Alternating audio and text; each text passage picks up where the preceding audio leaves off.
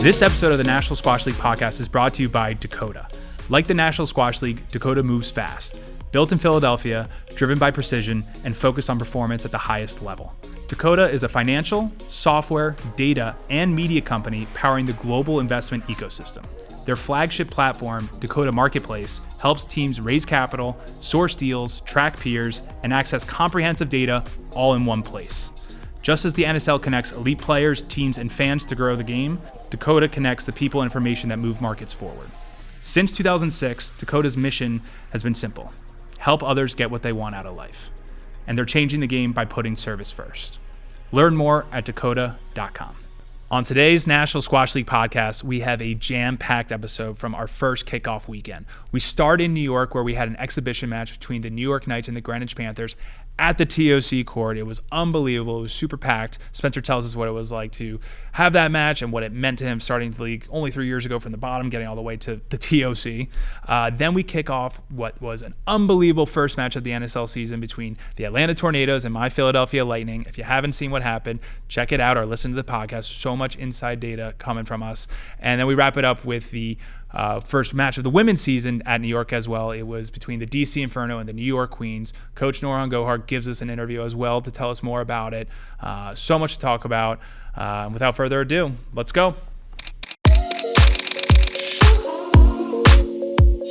Welcome to the National Squash League podcast presented by Dakota, live from Dakota Studios. Today is February 2nd, 2026. And Spencer and I, we did have a long call yesterday to talk about how we would start the episode and what would happen. But I'm going to be biased. The Philadelphia Lightning start the season off just like we finished last year. Another win in the books. No big deal. Never a doubt. That's all that matters. I don't know if you can say there was never a doubt, BG. I mean, I'm sure you were doubting a little bit towards the end of the third period there. A win is a win is a win. We will get into it, but I had to start out with it. Well, by the way, Spencer, I have a Lightning Championship t-shirt. Not 1, not 2, not 3, not 4, not 5, not 6, not 7 if you want it. I mean, I probably shouldn't take it, but, you know. Sure? I think we should give it to our studio directors over here, and because, you know, they're loyal Philadelphia fans, so I'm going to have to decline you on that this time. But we know squash is harder than racquetball too now, right?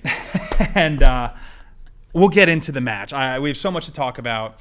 I think we'll first start off with some NSL news that hasn't been posted on social media yet. But there's been another trade. And again, I'm sad I'm not a part of this trade, Spencer. I'm trying so hard to get a trade done just for the sake of it. But why don't you tell everybody what is the big news? Yeah, you've been involved in a couple trades now, not quite come through, but I'm trying. Yeah, I'm trying to get in the game. It's the trade ecosystem has been pretty busy in the NSL recently. There have been a couple trades. On draft day, we had a trade between Nashville and New York. David Burnett went to New York. David Burnett went to Nashville from New York, and Joseph White, who's a local New York / Connecticut guy, went to New York. And then the big trade in the news is the Mohamed ElShorbagy for Mohamed ElShorbagy trade between Louisville and New York. So this is a juicy one. And it was, you know, a lot of people are saying that, you know, the level difference between ElShorbagy and ElShorbagy is quite great. But again, at the end of the day in this league, availability is key. Sure. And that was one of the main reasons that this trade happened, because unfortunately ElShorbagy made the league aware that he's not available to play in Louisville's matches this year. Therefore, Louisville sought out a trade partner in New York, and ElShorbagy, thankfully for Louisville, available for their matches. You know, a top-ranked player, very skilled, great shot maker, so potentially very good for the NSL format. And so Louisville submitted the trade for ElShorbagy, and yeah, they went through with it. So. Did ElShorbagy and have they played recently? Do we know what the skill differences between the two? I know you're going to, probably try and reference this match from last week in DC. Like 3 days ago? Yeah. But that's PSA, remember, BG. That's PSA. And the NSL is a different game. It's a team-based format. ElShorbagy, good friends with Bernat Jaume, another great team player for the Lake Erie Beacons. Right. So I think ElShorbagy is going to come with some fire this year in the league, and I think he'll be a good addition to Louisville. So we'll speaking see. As Philadelphia, and we have to play the New York Knights on April 25th. Don't forget that. And having Mohamed ElShorbagy on the New York Knights, while it is more daunting for us, and given the Knights will have a team of Ian Yao, Mohamed ElShorbagy, and Baptiste Masadi, having Marwan versus Mohamed April 25th, potentially, if the Knights beat the Tornadoes on February 21st could be popcorn. It could be fireworks. No, I mean, the February 21st match in New York is going to have a stacked team against Atlanta. Yeah. Obviously, we'll have to see what happens, but if New York wins that match, they will most likely come down to the divisional playoff match between Philadelphia and New York on the 25th for you all here at the Spectre Center. So we'll see how it turns out, but that April 25th match would be popcorn. So looking forward to maybe getting that one on the calendar. Yeah. All right. Well, we'll see if next episode, if we have more trade news. Well, this league is fluid. Everything keeps moving. But now we have 3 matches to talk about from the weekend. We're going to start with the NSL exhibition at Grand Central, and it was the first time that we've done that. Working with John Nimick, shout out to John Nimick and the TOC once again ran a fantastic tournament. They also, CSA recently, started holding their individual matches at the Tournament of Champions, which was great, but they made room for the NSL this year. Spencer brokered that with John. We had the New York Knights versus the Greenwich Panthers. It was a fantastic match. It came down to the final point of, people think it was scripted. It wasn't scripted. If it was scripted, we would we would do a better job of actually making it a sudden death point. But Spencer, tell everybody about how the match came together, the good, the stresses, and the crowd, honestly. Yeah, I mean, firstly, you hit on most of the main points there. I mean, what an amazing opportunity for the National Squash League to play basically on the biggest stage in squash in Grand Central Terminal at the Tournament of Champions, a tournament that we all grew up going to as kids and watching our favorite professional players play, getting signatures from them. For the National Squash League to have our players out there playing on that court on the biggest day of the tournament, on the finals day, right before the finals happened, where Olivia Weaver unfortunately lost out in a very, very close 5th game there to Haniel Hamami. That was a painful one, but I know she'll be back stronger. But yeah, I mean, amazing occasion. We had a packed crowd, basically, 350 people there for the match. Our special guests and a great cocktail event afterwards hosted by Dakota at the Grand Brasserie right across the way, which was awesome to have our guests, in the same room with all of, Dakota's special guests. And the match couldn't have gone better. Like you said, came down to a deciding point. Essentially a deciding point. It was 30-29, or Greenwich was up by 1 point in the final, final seconds, and they had to play out the last point. If New York had won that final point, it would have gone to a sudden death point. So there was a lot riding on that last rally there. And people continually come up to us and are asking, do you guys make this stuff up? Like, is this like WWE of squash? And I'm just like, no, it's not. We're just putting the players on court and they're playing the format. The coaches are there. And, I was sitting next to Joe White, who's the coach for the New York team. And he was drenched in sweat during the match. And you know this because you've been on the bench with the players, but coaching an NSL match is one of the most stressful experiences outside of actually playing. Because you're there and you're very responsible for the decisions that are being made on court. And it's a little different to that, where you're just kind of coaching your player in an individual match and you're just letting them do their thing. You're really responsible for making changes in the moment. And it's so cool to see these coaches like with their players on the sidelines. I was peeking down to just see Cameron Pilley with the Greenwich team and everything. And, the players are talking strategy. The players are talking with their coaches about the next move and everything. And there's so many moving parts going on. It's great. I mean, we'll touch on this with the Lightning and the Tornadoes match, but it was my first time stepping in because Noel Heaton couldn't make it because it was middle school national. So it was my first time stepping in as the assistant coach role. And the amount of people that came up to me after, like, oh, I hope that the cameras got you in the final 5 minutes because your face and the sweat was embarrassing. I was like, great, thanks very much. But yeah, I was drenched top to bottom in sweat. It was absolutely insane. But what else I was going to say was the crowd was absolutely packed, came down to the final match. But my favorite part about this exhibition was Dimitri Simon and Simon Herbert. Again, exhibition. It's preseason, right? But they cared. They were pissed. They were looking at the ref. There were some calls that were not going their way. They would hit the tin. Overall, it was just still, the competition was insane. And that's just something that the NSL, again, credit to you guys, you, Fernando, and Tim, and what you've built. People still care, and everyone was getting paid the same. It's not like there's financials, it's not their points. They cared so much. Just winning even the exhibition on that court, the pageantry was amazing. And who was the MVP also of the match? MVP was Diego Gobi from Brazil, and that was cool for him. He came all the way from Brazil to play the match, and he played great. Again, like you said, these players, they played their asses off, especially Diego, who had a key power play in the second period, I think, to come back. And it's just great to see the players love the National Squash League, put on a show for the fans. And you're right, like, they're not getting paid any extra. They're all getting paid to be there. This season we'll have some player bonuses for performance and whatnot, and for there'll be a few bonuses throughout the season to incentivize players. But for the most part, the players are getting paid to be there, and they are playing 120% on court, which is great. It was so fun to watch. And again, the TOC, the court is brilliant. It's the best spectacle in American squash. I'd argue best in the world. The only thing I would maybe put with it is the Pyramid of Giza tournament. That one looks good, but it was just so cool. And it's always cool to see the crowd gathering behind. They're not necessarily in the stands, but they're walking by and they're like, oh, what's this? What's that? And I had a bunch of personal friends come and watch the exhibition, and everyone, they're asking questions and still learning the rules, but it was just well done. Great. Yeah, event. I had a couple people text me after who actually, they were seeing the NSL for the first time. And this is always a cool thing for me personally, because I love it when people who have not seen the NSL or squash for the first time come to an NSL match, and then they, give me some feedback afterwards. Yeah. And I got a couple messages just saying like, that was awesome. Right. I'm sold on the NSL. I love the NSL. That was the best squash match I've ever seen in my life. Right. And that's been happening since the first ever exhibition. There were fans in Louisville, that first exhibition that we ever had when we tested out the format, of fans just basically saying that was the best squash match I've ever been to. Like the tension, the way that it played out, amazing, like drama.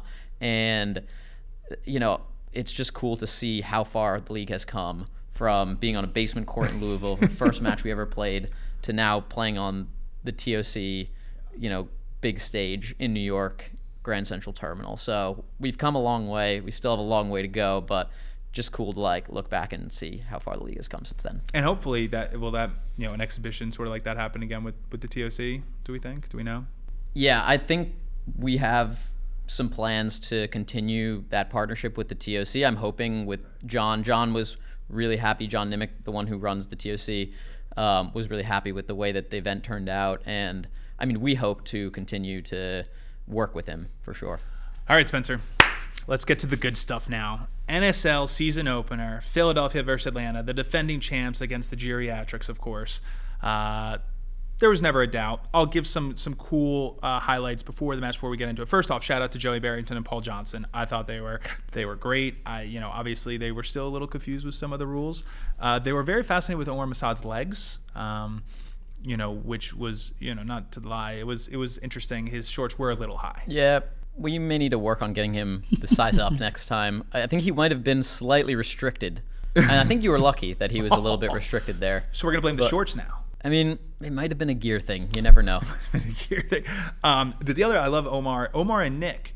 So Omar is the current coach of Nouran ElShorbagy, which was very interesting. And then Nick Matthew had mentioned on our last podcast that he had coached both Marwan and Mohamed ElShorbagy previously, and he works with Curtis on England squash and things like that. So it was one of those weird things where everyone kind of knew about each other's game, more so than I thought for people that were, retired objectively. Yeah, no, there was a lot of good, storylines in that match, all, that you mentioned there. And Nick having such a history with all the players was really cool to see. Obviously, him knowing them really well and the ins and outs of their games and stuff. And maybe one of the reasons why they were able to really just stay in that match and bring it back down to the final minutes there and almost convert it. But yeah, big shout out to Joey and PJ. They're awesome commentators. We will have to brief them on the rules and PJ on the flag colors, but they will get there. And the draft rules and rosters and things like that. Those things we'll get there.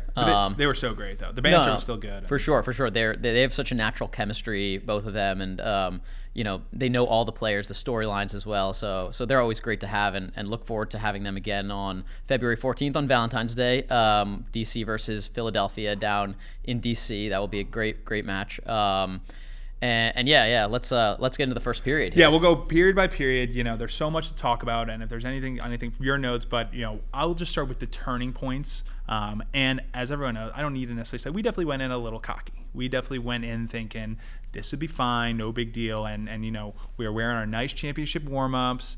I saw those. Were those M4 warm-ups, or were those elsewhere? We got a local clothing brand, Boathouse. Shout out Boathouse. But I did work with Dirk from M4 on it, and he said, we can't get it done right now, so feel free to use a local company. Yeah, they looked clean. They looked clean. The inspiration was from the Milwaukee Bucks when they won the championship in 2022. They came out, and so the vibes were high, I will say, going into it. And Yeah, I saw you guys were riding those self-driving cars down there. Those were pretty cool. I've never done one of those before. That's what happens when you win a championship. Yeah, I guess you guys are like upgrading your transportation. Maybe Waymo sponsorship next year? Maybe. Well, first off, shout out to Atlanta. Atlanta was so fun. We stayed at a great hotel. Chad, those guys, they put on a great show, hosted a great event. The crowd, we should talk about that more.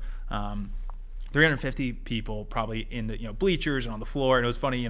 We had the bench with the players, and right behind us were like a bunch of kids, and they're in our ears, and it was good. I mean, it was just, the vibes were so fun. Yeah, it seemed like Chad, the owner in Atlanta, did a really good job of hyping up the match to his community, and they had the player autograph signing session before, a meet and greet with the players, really getting the kids in front of the players, which was awesome to see. And then, I mean, I wasn't down there with you guys. Yeah. Sadly, I wish I was there. But on the stream, just the overall buzz before the match looked amazing. Like the music, the fans, just rowdy, eagerly anticipating the match that was coming. So the buzz was great, it seemed. There were some technological issues with microphone and things like that. And again, shout out to Home Team Network. They adjusted on the fly and figured out how to get Ryan like a corded mic. It was like 50 feet long. I mean, those guys, they're really good at what they do.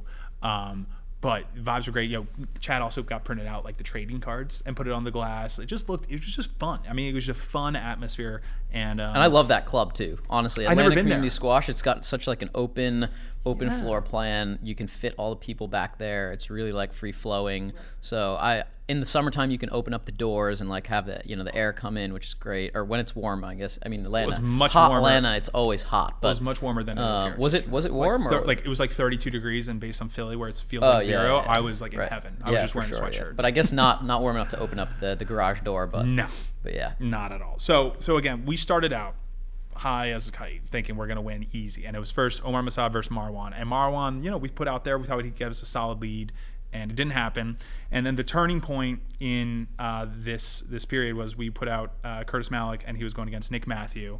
Atlanta was down 9-11, and then Coach Celia Pashley called the power play with the closer, and he got 6 points on us. And that, Curtis, it was one of those things, and Tracy Spector, our co-owner, made a good point after, is we should have sent him like a video of an NSL match for him, being like, you should look at this, look at that, the other, and just to get adjusted to the format. Because I think Curtis, again, his style in the PSA is very steady, very free flowing, and we tried to coach him a little bit, maybe too hard and too fast, and I think he was thrown off by the situation. And Nick Matthew, having played in your Legends matches, knew everything, knew the power play, and just totally capitalized him in the first. Yeah, I mean, from watching online, that looked like a big mismatch. Yeah. Just not because of the level. I mean, Curtis is a great player, but Curtis looked nervous when he first stepped on that court, and Nick looked like comfortable, ready to go. He had been there before. Despite the age difference, he was dominating Curtis during that period of the match. And yeah, Curtis, he was a little stiff. He was a little loose. And it really allowed Nick to pounce on that opportunity and put the Tornadoes in a good opportunity or a good position to convert that first period there. I also want the record to show, and I rewatched the match, there were several questionable lets against the Philadelphia Lightning that I want people to know about, because people are going to be pointing the finger at us for this match. There's bad decisions all top to down throughout the whole match, and you can't just look at one moment no matter what, no matter how a match goes. I just want to put that out there. It's out there. Okay. I'll relay that to our referees. So Atlanta took the first period, 18. It was really 18-16, and then Coach Celia told Miguel to throw it. So it was 18. It looked closer than it was, but they had that one pretty comfortably. Now let's go to the second period. And again, we started out with Curtis just to get him out there and get more comfortable. Omar Masad again went out, and he totally bullied Curtis, unfortunately, 6-3. That's where we made the substitution, put out Mohamed ElShorbagy, and Spencer, you as the CEO, you as the historian of the NSL, I am ready to make the argument that this was the greatest shift in NSL history. Yeah, I will say this was incredible to watch. Mossad going off to a great start. I was sat at home thinking, wow, like the Tornadoes are absolutely crushing it right now. They're up one period. 6-3. Their quote unquote weakest player is now has put them in a position to, take hold of the first two periods. And then all of a sudden, Abwelgar just did not miss. He stepped on court, and literally every ball that touched his racket was either a centimeter from the sidewall or it was in the nick. And I don't think he made a single error. Yeah, it was 19 straight points. 19 straight points. Crazy. First started with the power play where he had eight points straight on Masad. Then they brought out Nick Matthew, and he had 9 straight points against Nick Matthew. No power play. 9 straight points, and all these. And again, it wasn't, like you said, didn't make any errors, and it wasn't like other people were making errors. Nick Matthew made a few uncharacteristic errors, I will say, during that. But I think I have it written somewhere. I think he had, of those 19 straight points, 11 were nicks. And as Abu Elgar just shooting. That's what he does. In the first period, he was warming up, and he didn't have a great power play against Miguel in the first period.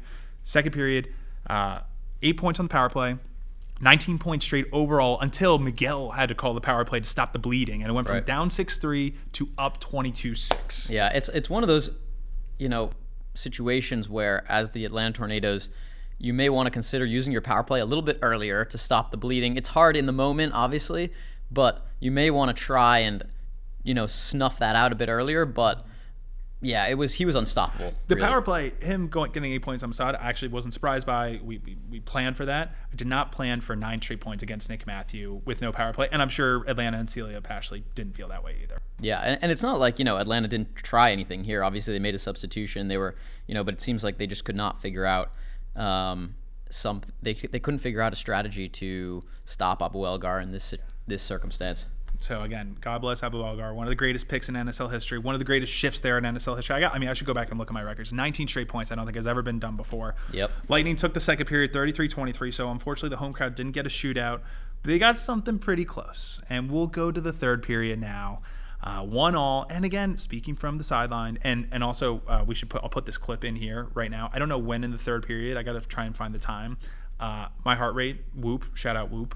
My heart rate sadly got up to 151 beats per minute. Yeah, maybe we can get like a clip of you sitting on the bench, super stressed out with heart rate. I hope it's not. I forget when I said this to you, but drenched in sweat. Everyone came up to me after and was like, "BG, I wish there was a camera on you because it's embarrassing how silly you looked and how stressed you looked." And but people who have not coached an NSL match really do not get how stressful it is, because I've done it before, you've done it before now, and it is so stressful being on the bench and trying to manage the minutes of your players, trying to manage the substitutions and the power plays, and really having a lot of control over the decisions and the actual flow of the match. And that's where, shout out Noel Heaton. Noel Heaton's normally the assistant coach for the Philadelphia Lightning. He couldn't come because of middle school nationals, so I had to step in. Normally during matches, last year, I'm not around the players or anything first or second period. I walk around, I stay away, because I think I get it from my mom. My mom was the same way. She couldn't watch my matches in junior squash.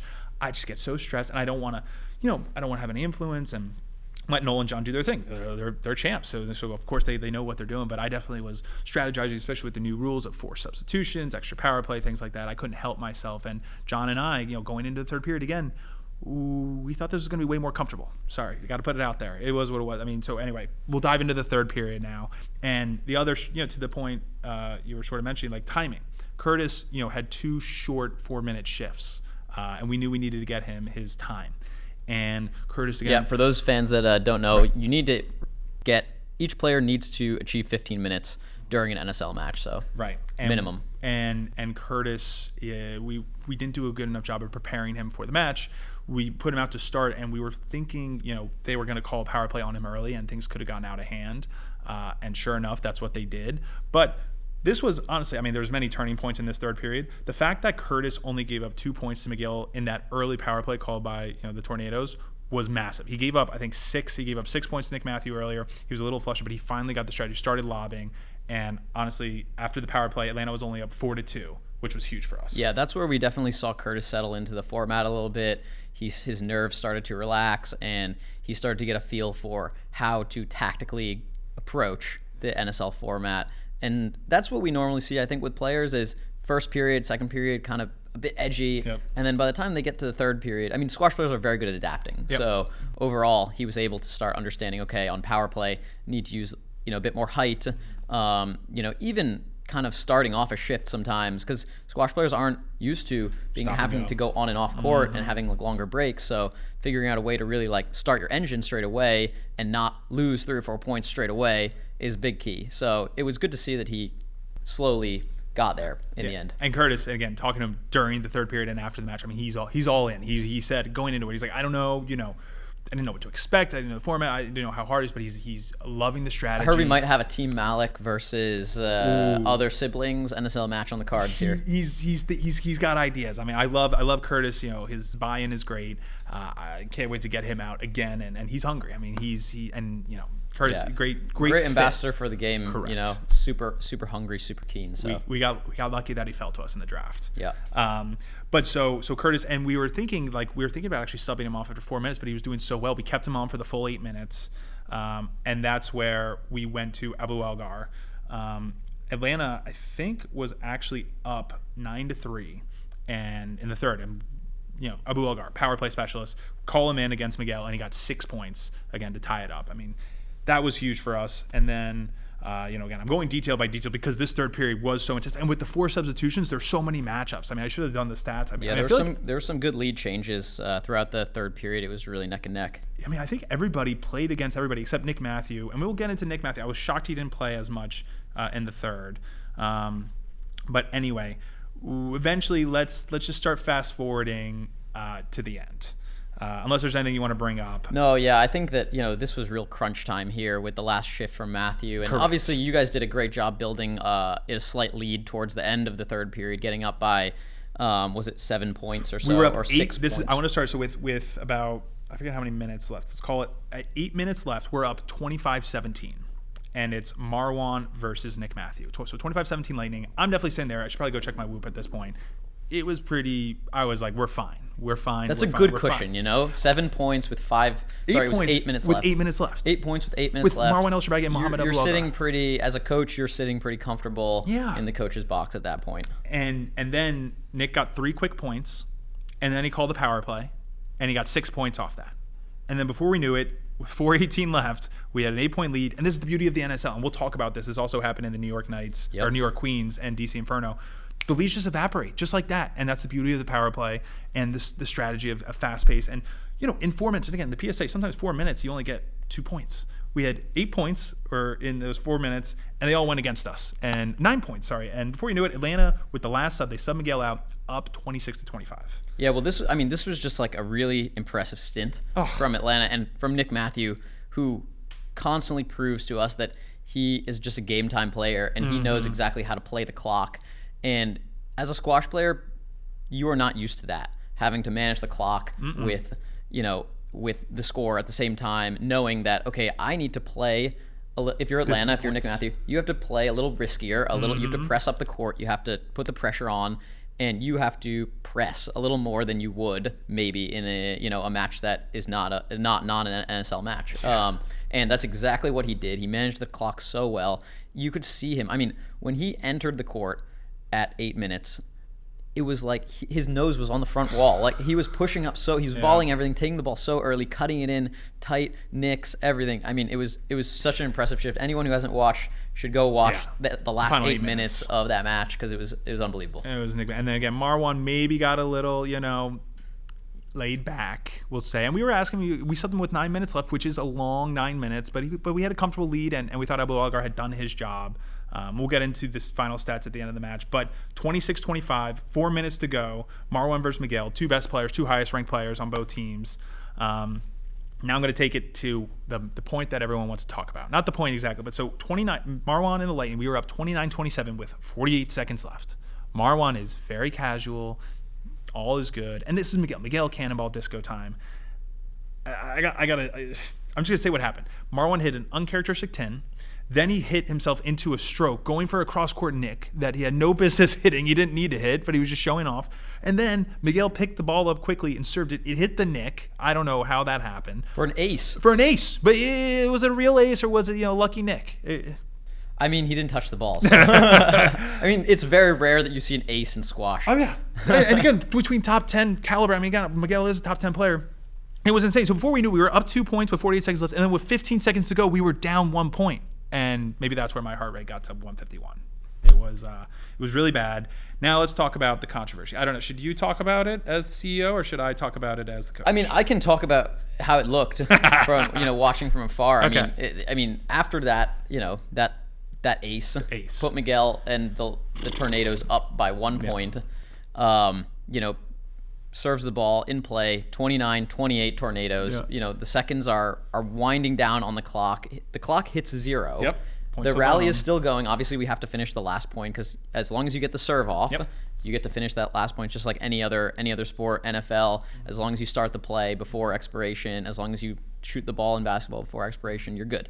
So they play the rally, and there is a cross-court kill from the front left corner from Marwan. Clean one. It seems to be a winner on the stream, but then Miguel turns around and hands up saying the ball has hit the tin. Absolute chaos. Like, everyone is looking at each other. On the stream, I'm like, okay, what happened? The score had not been triggered yet. Right. And then all of a sudden the MC, Ryan Leslie, goes, all right, we're playing a let. So obviously there was some confusion over whether the ball had hit the tin or not. The ref maybe wasn't sure. So let is played, and obviously we have to redo that point. Untimed. Clock's at 0. So we have to redo that point. The Philly Lightning get a chance to tie it up. If they tie it up, we play one more point to decide the match. If they do not win that point, then Atlanta Tornadoes will win the match. So everything basically came down to that point.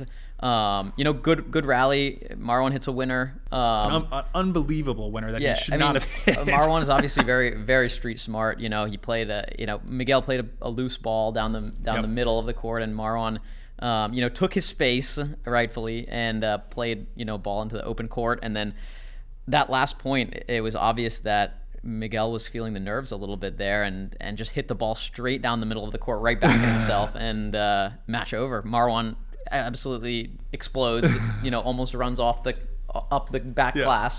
Shades of Ali Farag at the Worlds. Just an awesome ending to the match. So. It was unbelievable, and it was almost awkward being the away. Again, it totally consumed me where I'm jumping up, and then the crowd, 350, it was all silent. It did happen pretty fast, and that's the beauty of the NSL. But that's sports, That's sport. And again, me as the home was like, oh my God, Marwan is so perfect for this league. I love him so much. He's so fired up. It reminded me of when he beat Mo in the semifinals last year. The guy just loves the NSL format, and I can't believe we pulled that one away. No, I mean, you guys got lucky there.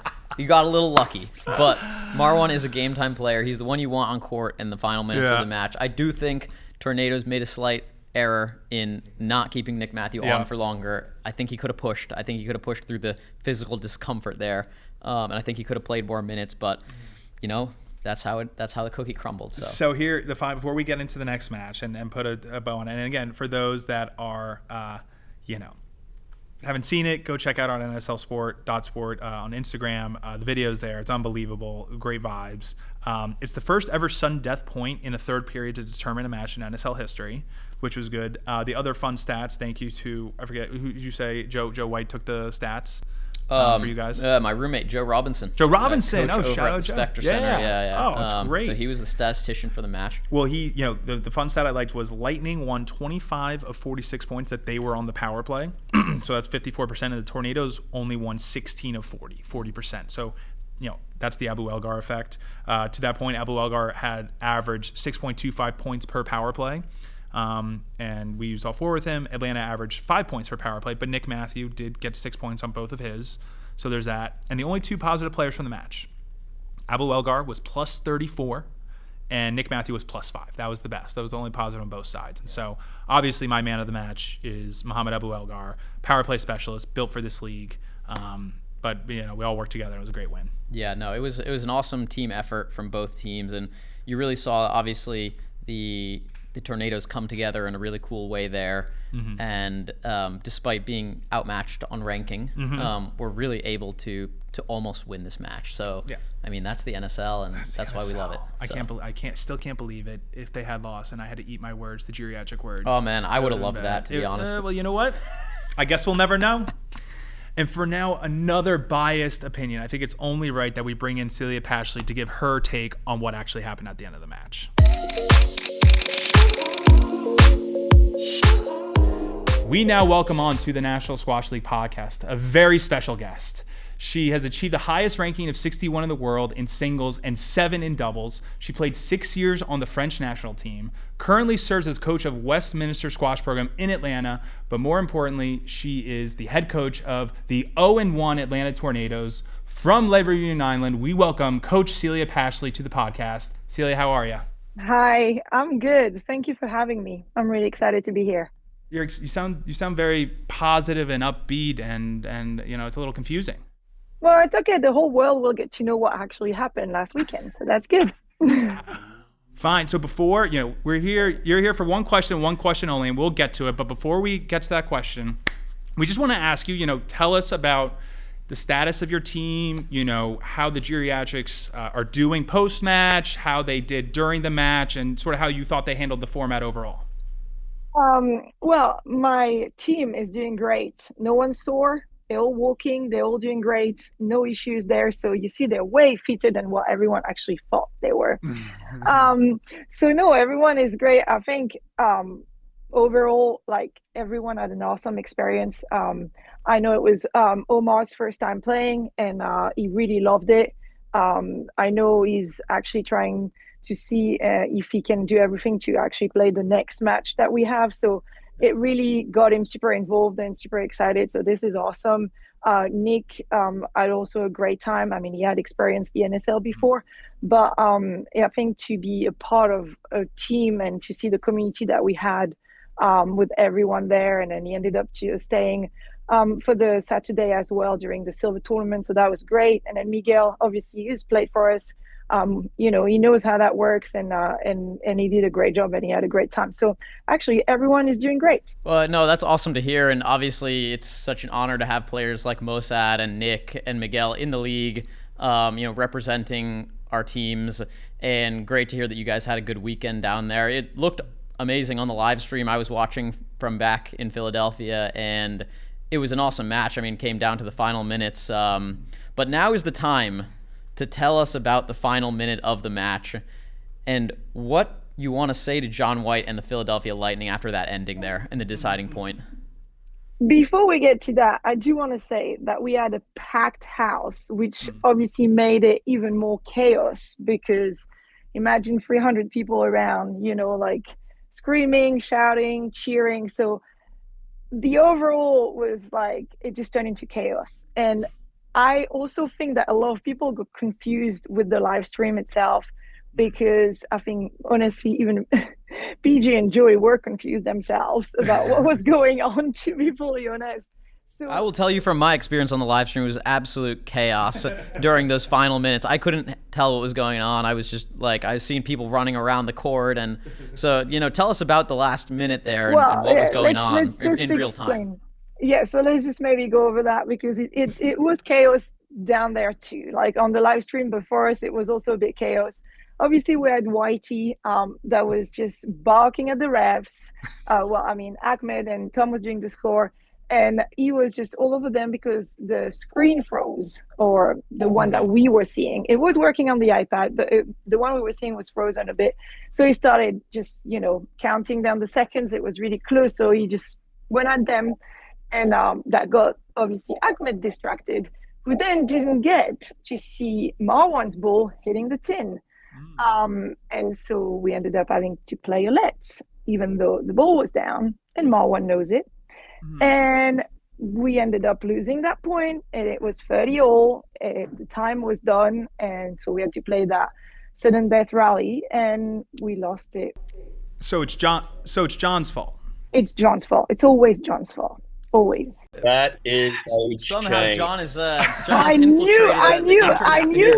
I knew John was going to be there. Why you throwing me under the bus? I was complaining to the referee. All you were doing was screaming that he's due. And then it's like, no. And then it was up to the referee to play a let, correct? And he played a let.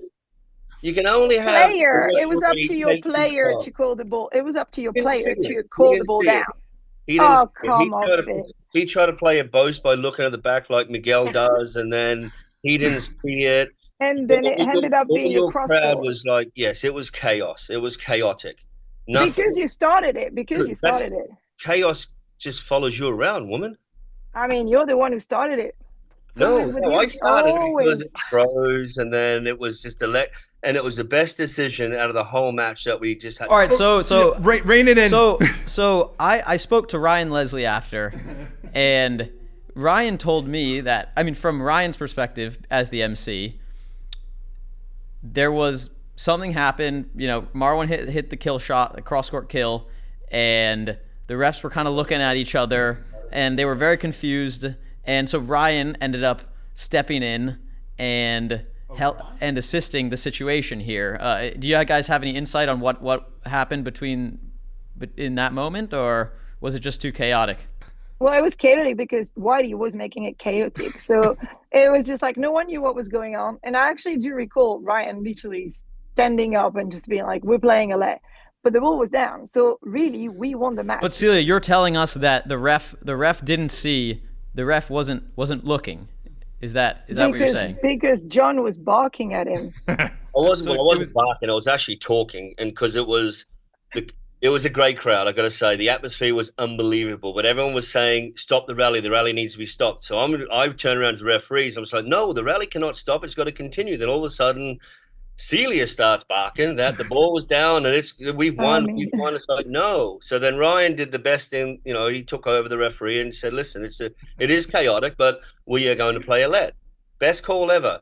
There was some other shocking calls throughout that whole matchup, which is true. I mean, Celia, it is true. I mean, usually when refs aren't sure what to do, they play a let. So. We all agree on this, but what I don't agree on is the fact that Marwan knew it was down and played like he didn't know it was down. Whoa, how do you know that Marwan knew it was down? Because he kind of said it to my face, so that makes hearsay. it even worse. That's hearsay. He said your team went down. Pretty much. You guys almost went down, though. At the end of the day, we did lost. We lost, of course. That's for sure. It was the most nervous match that I've ever had to coach, and it was like, yes. And then Marwan decided to try and hurdle the back wall. I'm surprised it stood standing. That was a little bit scary, but hey, that's Marwan.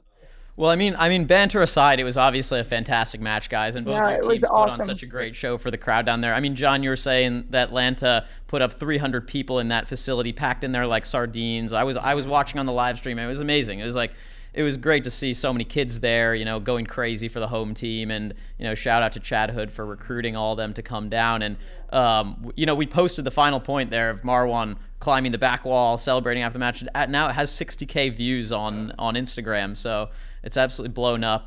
So I mean, couldn't have asked for a better match down there, really. No, I think it was an amazing season opener. Regardless, I think that's also part of the NSL. It's like all that drama that goes around. And it was like, I don't honestly think that Philly thought that they were going to have to battle that hard to beat us. I think a lot of people, even just on paper, thought it was going to be a 4-0 match. And I actually think I outplayed Whitey on this one tactically. Yeah, you did until the Lightning took the victory. That's all I got to say. It's fair enough. Atlanta showed all the clubs of what they can do with all the juniors, the members, and just putting the bleachers up there and just having 300, 250, 300 plus crowd yelling and screaming for the home team, which is great. That's what you want to see. It's so exciting that side. It's very exciting to see all the juniors. They're 3-year-olds just sitting around us where we're coaching. That's what you want to see at every single club, and I think it makes it more enjoyable to coach in front of a loud, chaotic crowd, and I think it brings the best out of the players as well, because they don't just see the adults and the sponsors. Obviously, you want to see the sponsors and the adults there, but when you see a whole bunch of juniors, it's like, okay, they're going to get a lot out of it. They're going to enjoy the sport even more, and they're going to follow NSL, and they're going to tell all their friends to come next time. So, Celia, well done. Oh, thank you. But unlucky at the same time, sweetheart. No, it's fair enough. And honestly, I kind of like these matches better than, a one-way match where there's nothing happening. Like it makes also so much, like it makes it entertaining. And the feedback on Saturday when we were there for the silver tournament was amazing. Everyone was talking about how it was so entertaining, fast, intense, with the drama. Some people were like, I have no clue what happened, but I just know we lost by 1 point. And I was like, okay. I know Joey and PJ had absolutely no clue what was happening in the last couple of points. Like how quickly was turned around from 38-28. Marwan went for that. I've got to talk to him. I've got to bring him in before the next home match and show him how to really hit a cross-court nick, because I don't know what that was. And then Rodriguez, who's playing through the rules, he picked the ball up and served and aced him. to go 29-30, and then No, I mean, it was an unbelievable last swing there with Nick Matthew down by, Nick Matthew and the Lightning down by 7 points. Nick Matthew goes on a 7-point run to tie it up, or actually go up by 1. And then Miguel couldn't win a point for about 2 minutes. And then all of a sudden wins 3 in a row in about 15 seconds. So, I mean, it was a crazy last, 5-6 minutes of that match. It was insane. And Nick did an amazing job at coming back.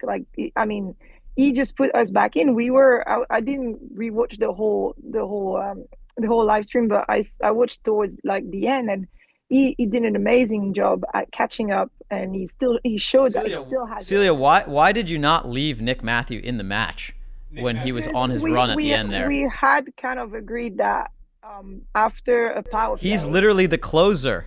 Celia. I know he's the closer, but he's the closer that we agreed that after power plays we would just do subs, because it still takes a lot of them also to do an offensive power play. And I was worried that he was on a roll, and I did think about keeping him longer.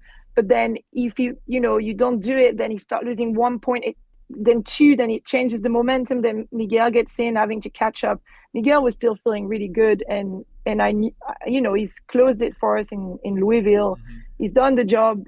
I know, I knew I could count on Nick, but also know that Miguel could also do it, and he would probably have more in the legs than Nick to finish it. So, and Omar did also amazing. He got a few power plays against him, and he still held in there. And I know it broke him. He held on strong, but honestly, Celia, I thought he was going to topple over about midway through that third period. He did great. He did a great job overall. He did his job, and that was the thing. Getting both Nick and Omar there at that last period was to get them, these 5-6 minutes where it was just give me 200% for this amount of time, and they knew that was their job, and they did amazing at it. And then Miguel in between, that was just doing the job. No, I think we gave them a good battle in the end for some geriatric team. Yeah, well, before you two both pat yourselves on the back too much for your coaching, I do have to point out that neither team used a timeout in this match, despite the rule addition. I had absolutely no idea we could use timeout until. Well, you clearly didn't read the league emails, John. Flying out.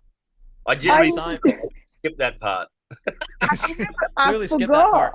I completely forgot. Next time you have 2 timeouts per team per match, and you should use them wisely. The women's teams used them very well in the Saturday night match towards the end, and I definitely would have used it after he hit that cross court Nick, just to stay that 1 point up and just give him a little bit of a talking to. And well, I was like, Celia, when Nick Matthew was on there at the end, I was like, Celia, why didn't you just call your timeout, give Nick a breather, and put him back on court? So that was what I was thinking. I was like, neither of these teams have used their timeouts yet. Yeah, well, we know that for next match. There you go. Which, it's a good segue. I want the final question for both of you. First off, so Atlanta's next match is February 21st in New York. Big match against the New York Knights. Celia, I want to get your thoughts first on that match. How you feeling, the roster, and if you guys are going to make the playoffs or not now that you're 0-1. Thanks for the reminder there. You enjoy that one. Well, I'm not going to give you the lineup because we're still working on it. That will be that's not finalized yet. Unfortunately, I will not be able to be there to coach because it's during high school nationals. So my plan is still, though, to try to, if my players are not playing, to hop on a train from Philly to New York to make it to the match. If I can. And I know Nick is in the same situation. He's also coaching Berkshire at Nationals, so we might get that train and try to join the team. But we know we can do it. We know we're competitive, and the NSL format shows you that anyone can beat anyone at any time. So I think we're still in there. We're in it to win it, and we still can get that that wild card. And who knows? We might all be tied because you might lose too. Whoa! All right. Well, fine. That's a nice segue to John. Same question, John. April 25th, New York Knights. If God is good, we're going to have Mohamed ElShorbagy, Ian Yao, and Baptiste Masadi versus, in theory, Nouran ElShorbagy, Mohamed ElShorbagy, and finals, Nathan Laker, Curtis Malik. What are your thoughts on the match, and why will we win 4-love? we have the players, right? That's all I can say. No, it's yeah. 4Love would be awesome, especially at home. We're going to have a lot of people here because we're going to be doing it with Squash Marts again. So it's as the NSL has shown every single team. It doesn't matter who's on court. This format. Look, Celia called a team the geriatrics. I did as well when we were flying in, and then when the match started, I'm thinking, if I did a little bit of training, I could last at least 5 minutes per period. With a few timeouts as well. Celia, don't start. You got kicked out by Nick like 100 times at the Legends one after 2 points. Yeah, he gave me 2 points. He gave me 2 points and kicked me off. Because you couldn't keep up. Yeah, well, I would have lasted 5 points. I'm pretty sure about that. That's all I'm needed for. Okay, Celia, chill. Put her on mute, please. Not possible. Sorry.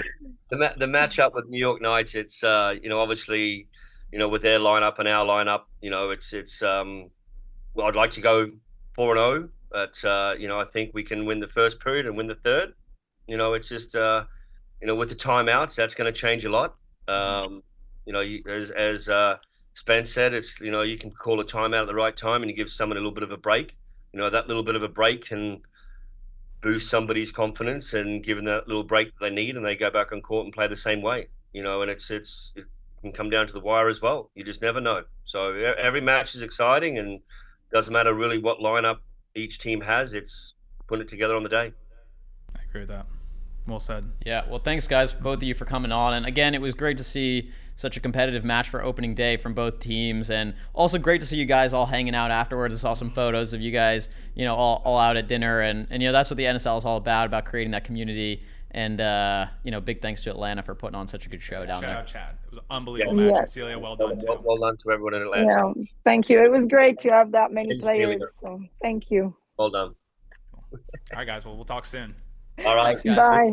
Thanks. See ya. Bye. That was great insight, I guess, from Celia and John White on what actually happened. But now that that's put to bed, Lightning are winners, Atlanta Tornadoes are losers. Let's talk about the other match on Saturday between the DC Inferno and the New York Queens. And we'll segue now to the match the next day, the women's opener between the DC Inferno and the New York Queens. And now, Spencer, I'm going to let you talk about the match, the vibes, everything before we get into the first period. But I have to say, I wanted to use this platform to take a chance to say Nouran ElShorbagy for DC Inferno. Unfortunately, she couldn't play. She keeps breaking my heart. I loved her in the Philadelphia Freedom. I emceed her only match last year. She was the best. She's such a good player for this format. Obviously, her injury last year was heartbreaking, as both just a general squash fan and for the NSL. I can't wait. She's going to start in the Windy City Open this coming week, so I'm excited to see her back on court finally after, since June, almost 7 months off the tour. But I need her back. I wanted her back in Philadelphia, but I need her back in the NSL. Yeah, I mean, we were really excited to see her out there. Yeah. Personally, I was, looking forward to that matchup, and it would have been her first time back on court since the injury last year, which would have been really cool to have her playing in the NSL as her first debut match after the injury. But unfortunately, timing just didn't work out. She's still recovering, still a little bit edgy about getting on court. So totally understandable. We wish her a speedy recovery, and that hopefully she continues to trend in the right direction there and is able to get back on court and hopefully play more NSL matches in the future. So totally. And so Noah Romero replaced her from Trinity College. I think she's ranked in around the 90. She's 90 in the world. 90 in the world. So tell us about the vibes. Tell us about Open Squash. Tell us, you were there in it was person. great. Open Squash, always a great venue. The Queens' debut match in the NSL. First women's match of the season, and people there were jacked up about it. They were pumped. Going into the match, obviously we had that change in the roster earlier, and that happened kind of the day of. Got Noah Romero in, who DC brought as a reserve player with thoughts that Rowan may not be able to play that day. So it's obviously good that they had prepared for that.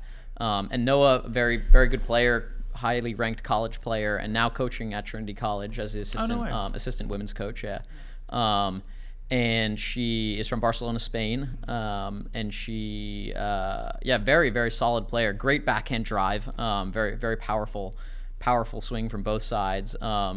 So it was great to have her as part of the lineup. And then Rachel Arnold and Jazz Hutton, right. The two marquee players on the DC team were definitely in good form that day, especially Jazz, which we'll talk about later. But they were on very good form, and they kept this match very, very close for a very, very long time.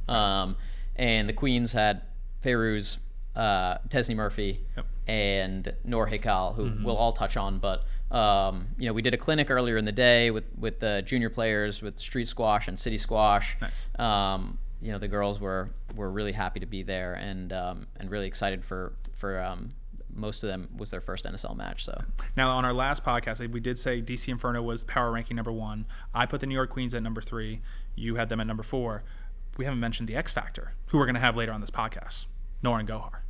She was fired up for this match. And I think that having Nouran there really helped her players obviously have a little bit more confidence that day, instill that experience and that wisdom from someone who is one of the biggest legends in the women's game.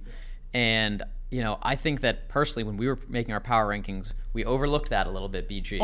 I was all on Nouran Gohar. Yeah, I mean, I may have overlooked that a little bit, and I think that she really, really came in clutch for them on that day and helped them get that W. So well, so let's dig into the whole match, starting the first period. Again, it goes both ways. It's tough. Coaching decisions is the beauty of the league. You can always criticize them. Hindsight's 2020. I was a little surprised Noah Romero went out first. And for people that don't know, you don't know who's going out first. So it's not like they can handpick, New York Queens know who's going out for DC and vice versa. So New York Queens did send out Fayrouz. It almost was surprising both ways. They sent out their best player first in Fayrouz Abdelkader, who's fresh off of a semifinal run at the TOC. She's running high, great win against Amina Orfi. And then Noah Romero ranked at number 90. She has never played at Fayrouz. And again, still waiting. There's still some David Goliath moments. We almost sort of did have one with Noor Heikel. We'll get to that later. But as it looked at the start, New York Queens went up 10-1 to start the first period. Yeah, I think it was 10-1, and then it was 14-5 when Noah subbed out. But, I was in the same boat as you. I was a little confused with the call from Josh Taylor to put Noah out there first, especially it being her first NSL match. Normally, coaches kind of let the players kind of soak in the environment for a second and kind of get used to the format and just observe it for a bit before throwing them on there. But he was like, nope, we're putting her straight on. And I was impressed with the way she hung in there with, one of the world's top players, being 90 in the world versus a player who's 6 in the world. Right now, but I think Josh's rationale there was, let me get her in early so I can kind of acclimatize her to the format and kind of knowing that she wasn't going to do great. Right. Maybe use up some of her minutes to start and then leave the rest of the period for his two marquee players, Rachel and Jazz. It also kind of improves the matchups for his better players to be able to rack up more points on the weaker players from the other team. So it was almost like, okay, we're throwing Noah on there, tell her to try and survive as long as she can, knowing that it's a mismatch, and get some minutes in and try and avoid Fayrouz having to match up against the better, the stronger players on the DC team. And that's a good segue, and maybe that is what Josh was thinking, because the only two players of the 6 that played that day that had NSL experience were Jazz Hutton and Rachel Arnold. And so what happened is Jazz comes on, they're down eventually 20-10. And then out of nowhere, again, and Jess Hunt's now going against Tesney Murphy, first NSL match, great player. Jess Hunt went on a crazy 6-point run first, and then New York called a power play to stop the bleeding. And then after the power play was done, DC then called their power play immediately, and Jazz got another 7 points. So in a quick span, this is, like I said earlier, the beauty of the NSL, you could be down 10 points, and then within 5 minutes, the lead was cut down to 1 by Jazz Hutton. Yeah, and Jazz Hutton's got to be the woman of the period for sure for that first period. Easy. Basically digging DC out of the massive hole, getting them up in the scoreline, and then having it come down to Rachel Arnold and Noor Hikal, the young explosive rookie basically in the league. And I mean, it was such an exciting finish to that first period. I was sat there kind of right in the middle next to the two coaches, and it came down to it. Obviously, it was New York up by 1 point, or DC. I think no, it was New York DC. was up 1, and then they called a timeout. Yeah, first timeout in New NSL York history. Up by 1 point, and then all of a sudden the first ever NSL timeout happens from Nouran Gohar. And it was so cool to be sat there and have the two teams like huddled. They were all huddled. They were both huddled together, and they were like the coaches were discussing like what to do. Like it was very high energy. 60-second timeout. I was on the timer, and then Bill calls time. Players go back on. Rachel ties it up. And she actually goes up by 1. Right. And then Noor ties it up again. So a couple lead changes towards the end. Last like 45 seconds there. Yeah.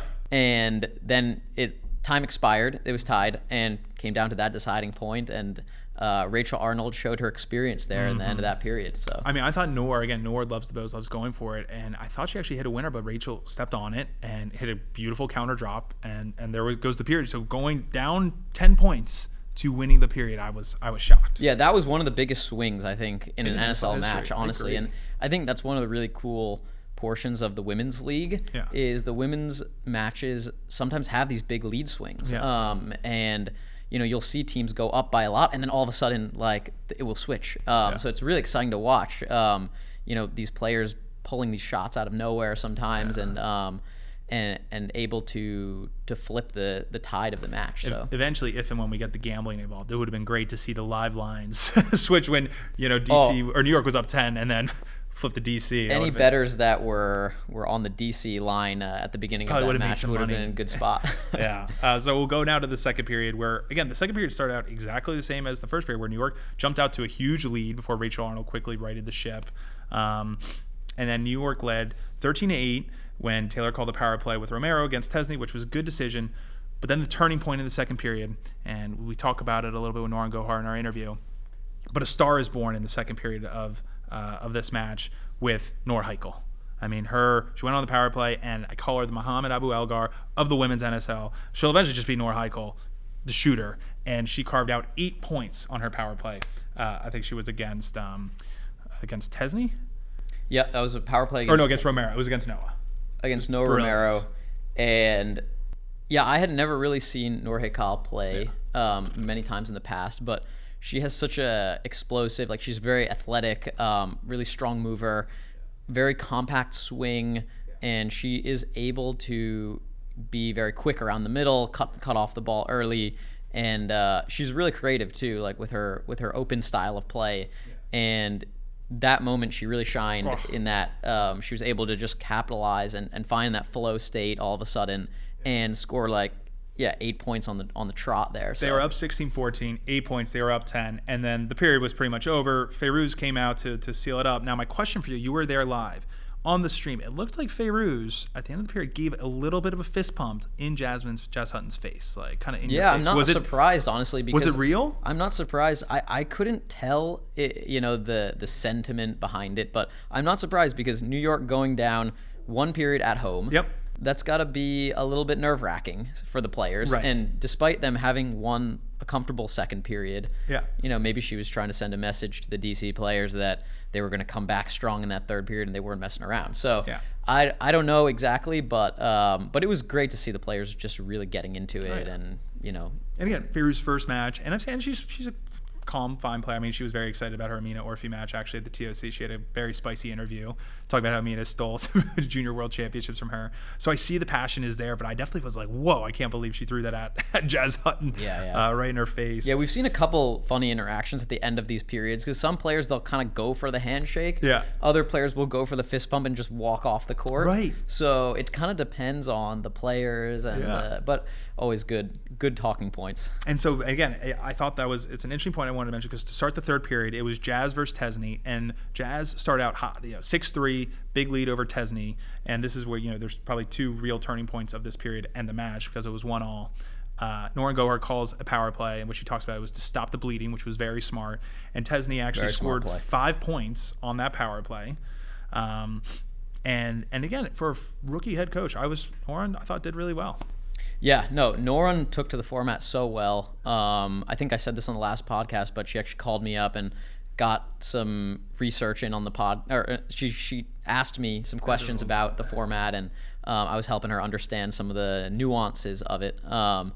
So she came in prepared for sure, and she knew exactly what she was doing. She was the first one in NSL history to actually use a timeout. Yeah. So she was aware. I think she used two eventually. Yeah, she actually used one in the third period as well. Yeah. So she used her timeouts really smartly. So again, we have to give massive credit to the New York Queens, to Nouran Gohar for coaching this match so well. Yeah. No, she was a true winner. I mean, stopped the bleeding, and it allowed, again, with those 5 points from Tesney, it allowed them to catch back up before things got out of hand in the third period. The real turning point, however, was 17-7. I think it was Fayrouz versus Rachel Arnold, and this is where my 17-17. It was 17-17. Yeah, sorry, right. Yeah. My player of the match is Fayrouz Abdelkader. Yep. For this exact reason, she went on a 6-1 run against Rachel Arnold. And then after that, they sent out Noah Romero, which again was maybe a bit of the timing, getting your 15 minutes out there. Well, she needed to. Obviously, she had to use up a couple more minutes, so DC really had no choice. I would have waited a little longer. Yeah. I don't know. It's a tough one because obviously you don't want to throw your rookie player out there during crunch time, towards the end of the period. So exactly, but you still don't want to throw him against the world number 6. Yeah, for sure. Maybe they could have done that a little bit differently in hindsight. But yeah, you're 100% right. That was the big turning point. Noah Romero wasn't able to hold up against Fayrouz in that moment, and Fayrouz going on an 8-3 run there, and a total of 14-4 in a span of 5 minutes was devastating for the DC Inferno. And with not much time left in that third period to come back, they were in a tough spot. So. And so after that, I think the lead, it was 10-point lead after that, and Jazz tried her best. 31-21. Jazz tried her best but couldn't get it done. And so the final score of that period was 59-43 to the New York Queens hometown team. So it was good for them to get the win. It was, the score is a little bit bigger, than you think, but it was an exciting match. Some interesting stats just for fun. So Fayrouz versus Noah, during the entire match, 22-8. That was a big 14-point swing. The other very fascinating thing, Rachel Arnold, she faulted 3 times in this match. Yeah. That was crazy. And Rachel Arnold has had a little bit of a reputation for faltering during the key moments. Last year, she had a little bit of a... but not even faltering, faulting. Yeah, she served out. Yeah, for sure. That was a bit of a shocker. I mean, you don't see pros serve out that much. But again, it's like the time and the clock, it can make you stressed out sometimes. So... but she did hold her own in the last point of that first period, which was very impressive pressure moment for her. Yeah. So yeah, I mean, Jazz Hutton though for me had to be the player of the match for DC. For sure, scoring 58 points overall. And then I think Fayrouz for the Queens with 67 points overall is just dominating. But funnily enough, Noor Hikal, 37 points in just 15 minutes. Oh, Noor Hikal. So, I mean, she's my new favorite player. Very efficient in terms of her points per minute. 2.5 points per minute scored. Yeah, I mean that's got to be up there with some of the best. And she only had 1 power play, which I said Nouran Gohar. I mean, Noor Hikal should have every power play going forward, and that.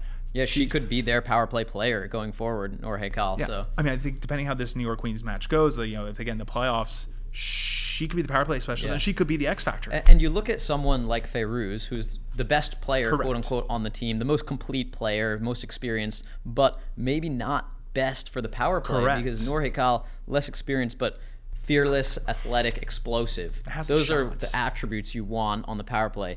You don't need to be that measured on the power play because the goal is to get as many points as you can in as fast as you can. That's why you see players like Matthias Knudsen, for example, so good on the power play because he understands that the goal is not to play structured rallies. Right. The goal is to win points. The goal is to play as fast as you can, get as many serves in, cut the ball off as early as possible, play unconventional shots, try things.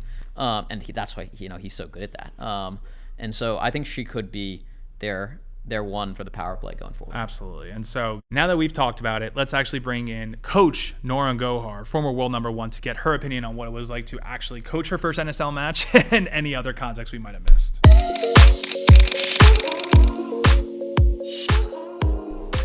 We now welcome on to the National Squash League podcast one of the most dominant players in women's squash history.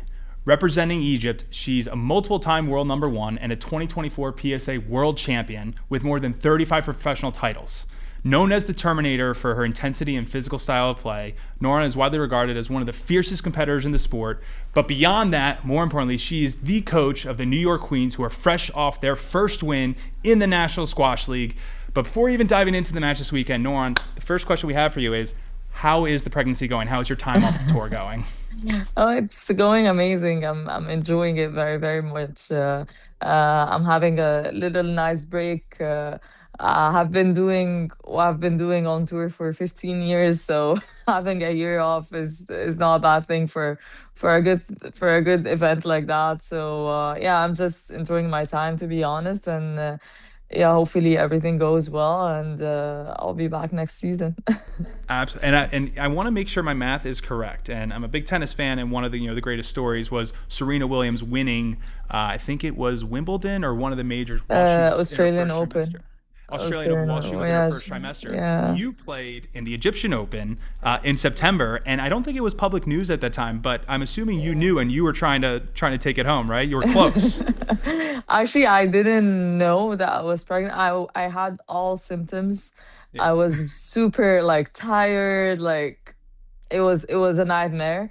And then after the event ended, I took a pregnancy test and I knew I was pregnant. And after that, you do the blood test, and I knew that I was already 8 weeks pregnant. So I've been almost past my first trimester. Yeah. Oh my God. Well, yeah, I mean, that's super impressive, to almost get there. But let's bring this back to the NSL. So you witnessed your first NSL last year at Philadelphia versus Greenwich, and now you have officially coached and won your first match as a participant. How does it feel being on the outside of the glass as a coach instead of on the inside? It's so much stressful. Like, I have massive respect to coaches now and parents. Being outside of the court and you can't really do the thing that you're asked to be like, you're like, just do it. Why you're not doing it? And I, as a competitor in general, I hate to lose in anything, even if it's board games. So imagine if it's like an NSL, and obviously the New York Queens. I have a great relationship with open squash in general, with David, with everyone involved. So obviously, I really wanted to get that win, especially that we're playing at open squash, the home court, and the players were amazing as well. But after losing that first period, I thought, oh my God, we have to find something in here in the toolbox to get it out. Well, let's talk about that first period, because you guys started out hot. Feyrouz versus Noah Romero. She goes out to, I think it was a 10-1 lead, and all of a sudden you're up 20-10. You must have been sitting there thinking, yes, coaching, exactly. This is easy. Yeah, exactly. And that's the thing about the game and the rules and everything. It makes it very, very exciting with the power play, and it's a lot of strategy. Like, people don't realize until, obviously, I read the rules and everything, but then when you put them in place and it happens like on court just in front of you, you realize how strategic it is. It's not just putting that player and putting the power play now. Like, there's a lot of strategy. Why are you putting the power play now? Are you putting to defend or to actually attack, to score more points? The timeouts as well. I remember I called for a timeout because I was trying to explain to her something and she wasn't getting it. And I think until 30 seconds we were 37, 35. I think it was 2 points difference, and I was trying to tell her to slow it down, like, you don't need to go for anything crazy. And she was thinning, and I was like, so I called for a timeout, and everyone was like, why? We're winning, actually. So yeah, sometimes you can get things like you have to also, it was obviously, I know the players, but I've never like coached them.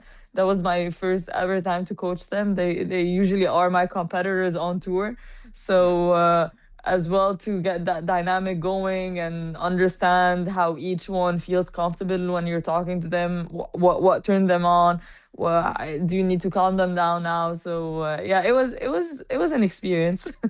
Here's a question that came out of the NSL draft. Did you personally have any influence on the players you guys selected, or were you just no, David and Seth and all the team, they were kind of we had a meeting before the draft. Like, we had a draft and then we had a meeting about, okay, obviously there is scenarios, because you can't expect what others are gonna do, but then there's different options. They might go for that player or that player. Obviously, we knew like the number at which we were gonna select or pick the players, so we were lucky enough to get the number one pick. So we kind of chose Fayrouz because we thought she's the best fit for our team. And then from then you get the other options. You're like, okay, if that team selects that player, we're gonna go for that. If they do that, like there was different like plan A, B, C, D, and yeah, it was very important to be prepared because you don't want to just get there and then think about it, because it takes literally 2 minutes for you to pick the player. So yeah. Yeah, so you mentioned that, and in those final moments, you were trying to get Noor to kind of do something on court, and she wasn't exactly following, your direction. So I'm interested to know, your thoughts on just your team overall and the different skills of the players on your team, because I know Noor is a very attacking player, and in that moment, you said you were trying to get her to defend and kind of slow down the pace and literally just use up, because you had the 2-point lead, and you try to just use up the clock. So interested to know just kind of your thoughts on the different skills of the players on each of the players on your team, and how you kind of plan to use those throughout the match. So the three players that played that are technically our top three players, Fayrouz, I think she is obviously a very, very attacking player, but she attacks with margin. Like she won't go for something crazy, which is she gets the balance right. She reads the game very, very well as well. So that's a huge like asset for us. Tez is very, very experienced. She has that lobbing game. She reads as well the game really well. She's attacking, but not necessarily like fast and furious like Egyptians in general. And then the other factor as well is, in a good way, it's age. So you have Tez that is more like on the more experienced side of the PSA. Fayrouz is still young, Noor is still young, so that combination, having two young players and then one experienced players, is a good balance for the team as a whole. Like you get that fearless character, but then the experienced, calm character that thinks more, plays a more calculated squash. So I think we saw that come in hand in the last period, especially. Like they use their abilities and what they're good at, like brilliantly and in a very, very good way. Like Tez like defended so well in the last period, helping us not lose a lot of points. And then Fayrouz came in attacking, and then when we had the lead, I think Noor did a great job of also attacking really well. Well, I want to talk more about Noor Heikel because, again, I didn't know much about her before the match. World number 46, and I'm watching the match, and you call the power play in the second period. She's going against Noah Romero, and I start seeing Noor shooting unbelievable shots from the back. She's carving, cutting. She got 8 points on that power play, which is up there with one of the best power plays in NSL history. Reminded me a ton of Mohamed ElShorbagy. And so my question for you, Nouran, is why she's got to take every power play going forward for the Queens, right? That's for sure. Yeah, I mean, Noor, she's a master of boasting and hitting cross court snicks and like. But then when she gets it wrong, it's a bit of a problem. But yeah, you need to stop her from doing that. Oh, I loved it, and that's the beauty of the power play. There is zero risk. That's the whole point, and that's why a player for number 46. I mean, it is again, she's going to climb the rankings. She's young. Yeah, she had amazing results. Obviously, I had an advantage coming from Egypt, so I know the players more than like the younger Egyptian players more than other players on tour probably. So yeah, I knew she was an amazing player, and when I saw her on the draft, maybe other clubs weren't really aware of her skill and how good she is. But obviously she had really, really good results on tour. I think she took a game out of Sherbini in one of the tournaments, actually. Like she has what it takes, but it's about like, it's just that she's young and she's going to gain the experience and she's going to only get better, I think. Yeah, I mean, especially she's one of my new favorite players to watch on the women's side. No, she was absolutely electric. I mean, the way that she was moving around, I don't think many people at Open Squash that day had really heard of her either.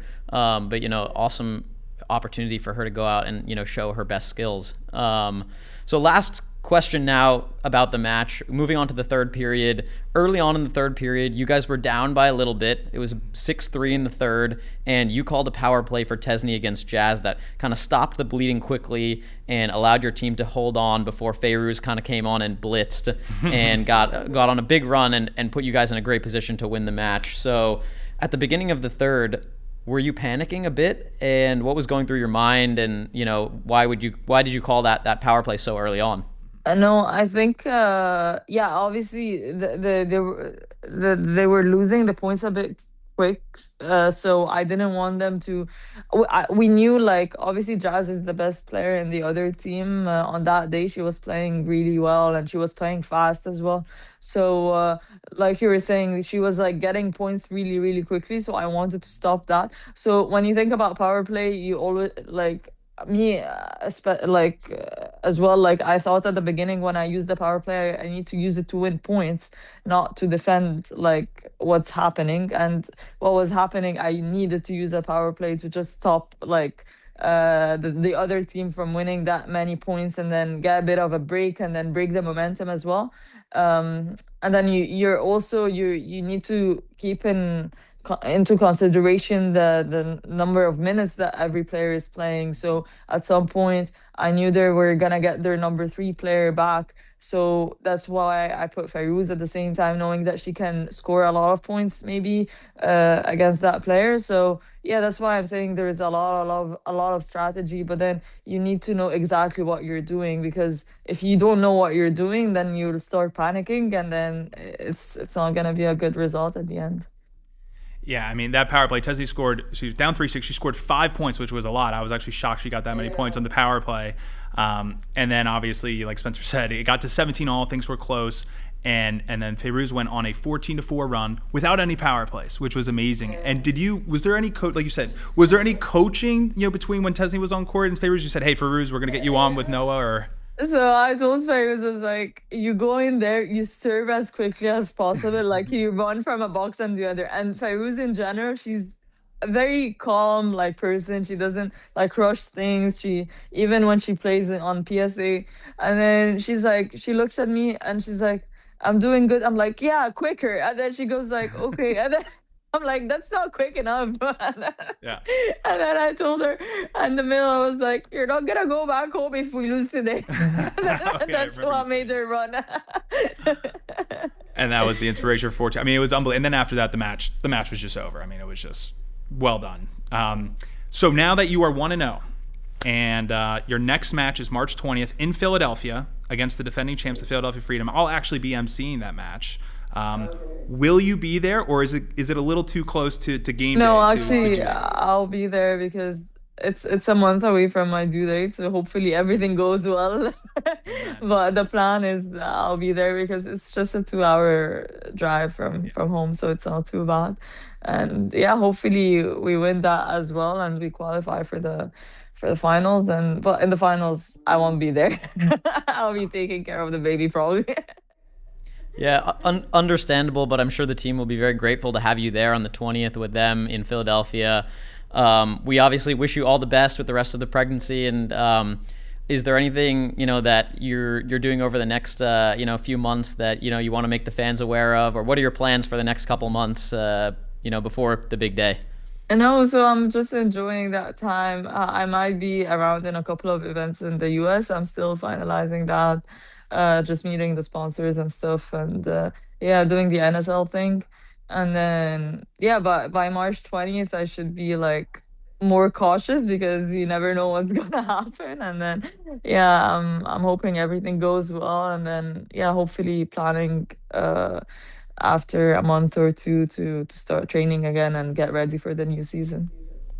So we'll straight back into it. I'm sure you're going to be excited to play and excited to get back on court. So, well, thank you so much for coming on today, Nouran. It was great to have you on the podcast, and we're looking forward to seeing you back in action as a coach on the 20th. Thank you. Thank you so much. Thank you for having me. That was good context from Nouran. Very fun talking to her and having, again, I've said this last episode, having Nouran Gohar and Mustafa Asal in this league is just so fun, and getting her perspective on it's harder to be on the outside of the glass than inside. It's just always so fun. No, 100%. I mean, Nouran is such a great ambassador for the NSL and for the game of squash, and it was an honor to have her on the podcast today. So, I mean, such good content today, BG, on the podcast overall. We had so many different viewpoints and some good drama. So excited to continue doing this, and excited to keep putting spotlight on what's going on in the NSL. All right. So unfortunately, we're going to be away from the pod for about 3 weeks. In between now and then, we are, the next match for the NSL, we can't compete with Super Bowl week, obviously. But the next match is Valentine's Day, which we can compete with. February 14th, DC Inferno versus Philadelphia Freedom. Rematch of the finals in DC. And then February 21st, a match I'm going to have my eye on. Atlanta Tornadoes versus the New York Knights in New York. It should be a good one, and we'll see if the geriatrics can redeem themselves. But until then, that's all we got. Stay tuned. Follow us on NSL Sport, both on YouTube and Instagram, and we'll see you guys later. We say we won't get older.